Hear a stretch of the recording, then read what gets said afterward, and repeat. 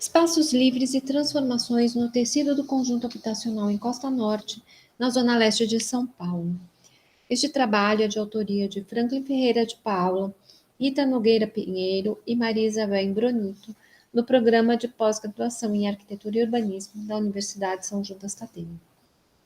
O objetivo é compreender o sistema de espaços livres do conjunto em Costa Norte, construído pela CDHU entre as décadas de 1980 e 2000, verificando a previsão de espaços livres no projeto e o modo como foram apropriados e transformados ao longo do tempo pela população local. Para essa análise foram utilizados desenhos fornecidos pela CDHU, além de visitas de campo realizadas no período pré-pandemia e durante a pandemia de Covid-19.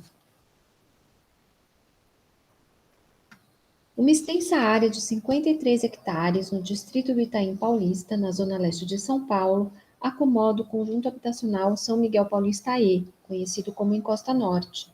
O Encosta Norte, ao lado de outros conjuntos implantados na região, é parte de um plano de habitação coordenado pela CDHU.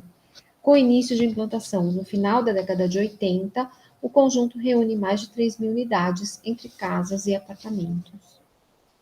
O conjunto Encosta Norte faz uso de duas tipologias principais: casas embrião unifamiliares e blocos de apartamentos. As casas, em lote individual, encontram-se implantadas na porção norte do plano, em uma condição topográfica mais favorável, que possibilitou a implantação de quadras regulares. Já os blocos de apartamentos situam-se a sul, em meio a uma topografia mais acidentada, onde se encontram duas nascentes e são implantados em lotes grandes, pertencentes a quadras, cuja configuração é irregular. O conjunto foi executado em 14 fases independentes, inseridas em programas habitacionais diversos e adotando-se tipologias conforme o padrão da CDHU. O projeto de implantação do conjunto contemplou, além dos setores destinados às habitações, a definição do sistema viário e a coordenação da implementação das redes infraestruturais, bem como a demarcação de áreas destinadas a uso institucional, de lazer e de áreas verdes. As áreas institucionais, marcadas em azul no mapa, receberam equipamentos diversos ao longo do tempo, como escolas, creches, o SIC, a UBS e a Fábrica de Cultura. O sistema de ruas e passagens também oferece interesse para a análise dos espaços livres, uma vez que não apenas garante fluxos e acessos, mas se caracteriza de modo diferenciado, podendo assumir temporariamente diferentes papéis, que também serão abordados nesse trabalho. Para melhor compreensão do sistema de espaços livres, optou-se por criar diferentes categorias, que são as áreas de uso programado, aquelas que seguiram as determinações do projeto original, com planejamento tanto dos espaços como dos usos. Um exemplo são as praças que receberam projeto paisagístico e equipamentos para proporcionar certos tipos de uso e lazer e que foram reiteradas pela população. E as áreas de uso espontâneo, que são áreas que tiveram alguma intervenção não prevista no projeto inicial ou são resultado de intervenções não oficiais. Elas estão divididas em ocupações irregulares, como a comunidade Jacatá Tijuco Preto, em laranja no mapa, apropriações de áreas livres não construídas, como o campo de futebol, em amarelo, no mapa, apropriações com uso negociado e ou concedido, como o antigo centro comunitário e edifício institucional abandonado, em rosa, no mapa. Além disso, são identificadas as áreas de potência, de controle ou indefinidas, que são aquelas em compasso de espera devido a entraves legais e que representam o maior potencial e também o maior risco paisagístico e ambiental. Elas estão pintadas na cor verde no mapa. Áreas de uso programado. Fazem parte da categoria de áreas de uso programado as praças e espaços de lazer projetados pela CDHU e que de fato se consolidaram dentro do conjunto. São 4 praças localizadas no meio do tecido das residências unifamiliares. Duas praças centrais, por estarem inseridas no meio das quadras de habitação, são bastante utilizadas pelos moradores e são equipadas com aparelhos de exercícios físicos, brinquedos para as crianças, bancos e mesas para jogos. As duas praças mais a leste ficam próximas a lotes residenciais que foram transformados para comércio, sendo atualmente praças de grande movimento que abrigam, além de equipamentos de lazer, barracas de feira e comércios informais e pontos finais de ônibus que servem à região. Como desenho construído e utilizado, essas áreas programadas consolidaram-se ao longo do tempo em sua forma e localização reiteradas pelo uso da população local, vem se afirmando por uma ação de inércia dinâmica. Áreas de uso espontâneo, ocupações irregulares. As ocupações irregulares do conjunto em Costa Norte ocorrem pontualmente, através de acréscimos que ocorrem no limite entre as áreas parceladas e as áreas livres, ou através da implementação de comércio informal junto às frentes públicas, e também de modo concentrado na ocupação de uma grande área verde ao norte do conjunto, na nascente do córrego Tijuco Preto. Ocupações irregulares pontuam o território e ocupam áreas verdes e de lazer do conjunto, conforme indicado na imagem. São comércios e serviços informais, como quitandas, mercadinhos e bares, que se localizam em pontos estratégicos com suas fachadas voltadas para a rua. Contudo, a mais extensa ocupação local ocorre na nascente do córrego Tijuco Preto. Essa área foi inicialmente definida pela CDHU como área institucional e área de lazer. O desenho do plano demarcou as áreas da nascente e das margens do córrego como áreas protegidas não edificáveis. No decorrer do tempo, toda a área acabou sendo ocupada e se transformou na comunidade do Jagatá, Tijuco Preto. Áreas de uso espontâneo, apropriações de áreas não construídas. Outra condição observada nos espaços livres do conjunto em Costa Norte é a apropriação de áreas sem que haja implementação rígida de limites físicos ou de objetos edificados. 3 áreas são observadas dentro dessa categoria. Parte da área verde central, transformada em campo de futebol pela comunidade local, e uma quadra de esportes pertencente ao antigo centro comunitário, equipamento hoje em estado de abandono. Também pode-se citar a apropriação do espaço das ruas locais junto ao tecido das casas, cujo traçado termina em cul-de-sac.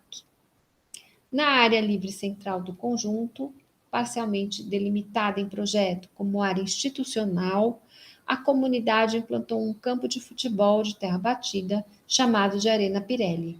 Por sua condição central, este espaço tornou-se um lugar de encontro, onde crianças passeiam de bicicleta e empinam pipa e onde ocorrem eventos organizados pelas associações locais, o futebol solidário, a arrecadação e a distribuição de cestas básicas, etc. Esta é uma área que se firmou pelo desejo organizado da comunidade como potência realizada, resultando em um espaço oportuno para que diversas ações e eventos aconteçam.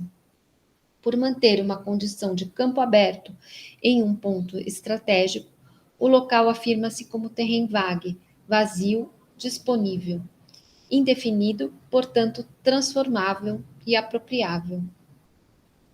Outra área chama atenção. Projetado inicialmente pela CDHU para uso institucional em meio ao tecido inicial do conjunto composto pelas casas, o antigo centro comunitário teve importância no passado e foi ponto de encontro de um movimento organizado que reivindicou, à época, melhorias para o local. Atualmente abandonado, parcialmente em ruínas, o local contém uma quadra de esportes intramuros, que em todas as visitas realizadas por nossa equipe, estava sendo utilizado para o lazer das crianças que moram nos arredores. O acesso a esta área é livre, embora um pouco acobertado do entorno. lazer nas ruas em cul-de-sac. No conjunto em Costa Norte, foram implantados basicamente dois tipos de tecido. O primeiro, que foi implantado, reuniu habitações unifamiliares em uma tipologia de casa embrião geminada, térrea, com 37 metros quadrados em lotes individuais, implantados em quadras estreitas e compridas, com ruas locais também estreitas e muitas vezes sem saída. Atualmente, as casas conservam pouco a conformação original.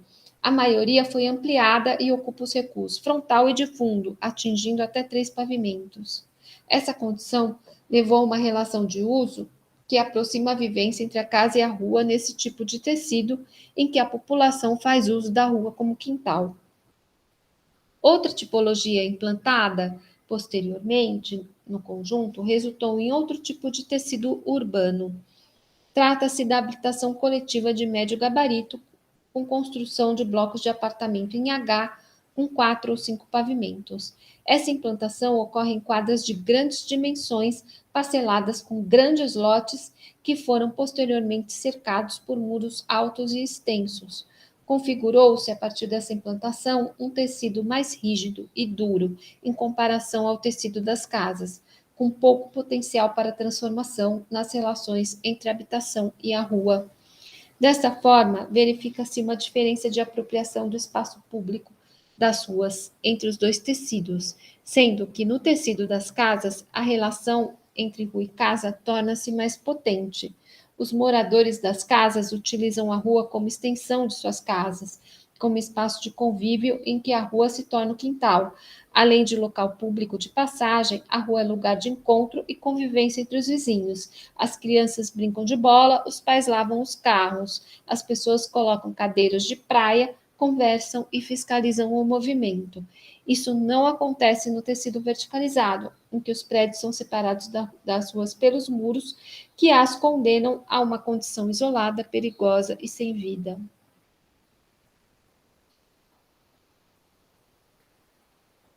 Áreas de uso espontâneo, apropriações de uso negociado e ou concedido. Há outro tipo de apropriação observado no conjunto: são os usos negociados ou cedidos por concessão. Duas áreas, em más condições de uso, inicialmente construídas para uso institucional, receberam institutos sociais e associações de bairro. A primeira se localiza na parte sul do conjunto, ocupando um edifício ocioso de esquina. Diferentes associações de bairro, cujos nomes estão pintados no muro junto à rua, fizeram uso desse espaço, apesar do mesmo parecer sempre fechado em nossas visitas. São associações de apoio a crianças e adolescentes, projetos sociais de alfabetização, clubes de terceira idade, mulheres e mães, que parecem terem funcionado no local. Outra área que se utiliza do mesmo mecanismo é o já mencionado centro comunitário. Construído pelo Estado junto com a primeira fase de casas, localiza-se no interior, bem no miolo desse tecido. Esse espaço, no início de nossa visita, estava parcialmente abandonado, enquanto uma ala abrigava uma creche da Fundação Criança Esperança. Em visitas recentes, a creche foi desativada, mas a parte anterior, abandonada, encontra-se agora subdividida em processo de abrigar o Instituto Social Black Brasil, uma associação dedicada a ações de combate à DST e AIDS, enquanto a outra parte ainda permanece em ruína. Esse mecanismo de acordos e concessões poderia ser melhor explorado, fornecendo espaços existentes para o suporte de grupos organizados e ativos na comunidade, o que, ao mesmo tempo, garantiria a manutenção e uso desses espaços. Na prática, contudo, essa solução se mostra insuficiente, pois não atende à totalidade da demanda das organizações locais, muito maior e mais ativa, e também não garante por si só a manutenção e boa condição dos edifícios, facilmente convertidos em espaços restritos e que se fecham ao uso da comunidade. Áreas de uso espontâneo, áreas de potência, de controle ou indefinidas. Dentro das categorias de análise que denominamos área de potência, de controle ou indefinidas, estão duas grandes áreas verdes centrais do conjunto. Essas áreas foram reservadas ainda na etapa de projeto, devido à existência das nascentes de um afluente do córrego Três Pontes. Esses grandes vazios, que ainda hoje estão sob domínio da CDHU, devido a irregularidades no processo de aprovação do conjunto, carecem de uma destinação que possa revelar todo o seu potencial sustentável, seja do ponto de vista social ou ambiental. A primeira dessas áreas, ao sul, é visualizada tanto a partir do campo de futebol, na parte baixa, como desde o ponto alto da gleba, na Avenida Padre Virgílio de Campelo. Essa área configura o espaço de maior imaginabilidade do conjunto, devido à forte presença da paisagem e amplas visuais que proporciona. Enquanto na parte plana instalou-se o campo de futebol, a parte em declive permanece vigiada por um container da segurança contratada pela CDHU, para evitar sua ocupação. A segunda área verde, em quadra contígua, também abriga uma nascente do córrego e serve de passagem para a população local, que corta caminho através de uma trilha de terra que foi se demarcando no terreno, sem pavimentação, segurança ou iluminação, em meio à vegetação, sem manutenção. Os trajetos dos córregos prosseguem pelo conjunto, deixando áreas residuais a leste, que servem ao descarte e estão constantemente sob o risco ambiental e de novas ocupações. Delineiam-se nessas áreas um desejo de potência, no sentido de apropriação e de estabelecimento de fluxos de passagem que ativariam o lugar, mas o controle e o abandono prevalecem ainda nesses espaços indefinidos, cuja destinação precisa ser discutida e viabilizada antes de ser implementada. Espera-se que as análises e conceitos colocados acerca do Encosta Norte contribuam para a compreensão dos tipos de espaços livres que o compõem. As ações da comunidade dentro do território transformam o espaço idealizado no projeto em espaços vividos, mas o lugar ainda conserva potencial latente de terreno-vague e entre lugares, com entraves a serem enfrentados para que as potências desse lugar se realizem. O resultado é um espaço fragmentado, segregado e múltiplo. Espaços livres programados e consolidados, espaços livres ocupados ou apropriados e espaços livres em potência convivem nesse território e, dependendo da ação dos agentes e suas dinâmicas e negociações, ainda podem transformar-se e representar melhorias para a comunidade.